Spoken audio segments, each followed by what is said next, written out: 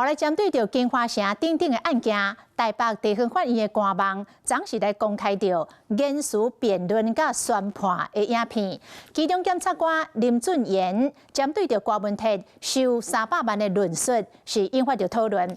這詳細頭尾的狀況，來看這個報道。柯文哲市長竟然說他只是一個轉手，當時在騎飛輪勉強可以說是自行車手了但是怎麼會是轉交現金的車手啊？檢察官用笑虧講法，和這個郭文鐵的律師鄭清源嘛笑出來，話頭甲郭文鐵你講細聲話，除了以外，現場包括應曉薇的律師甲檢察官嘛攏擋袂牢笑出來。這個檢察官林俊廷伊咧講的是這件代志。請問300萬是你交付的嗎？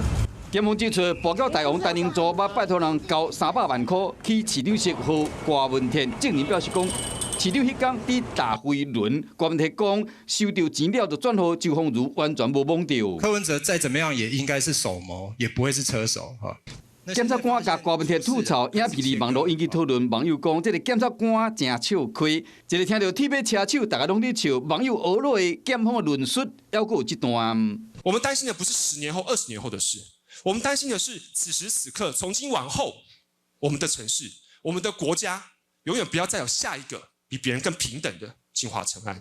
台灣檢察官廖元軍的論述，連辯護律師鄭清源和網友反映講嘛在拍破啊。網友講，未熟時看到迄個英雄的電影，這個法庭實錄公開了後，衝出高流量，不過影片完整性，民眾黨有話要講。大家所能看到的都是被截取過的片段，只剩下最後雙方的結辯。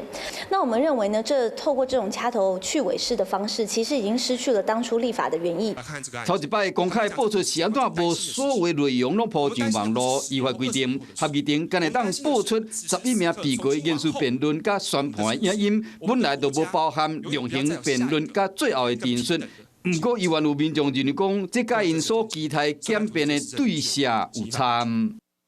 Hello， 我是林純佩。想要掌握最及時的新聞資訊或是體壇動態嗎？趕快按讚、訂閱、開啟小鈴鐺，鎖定華視新聞的 YouTube 頻道。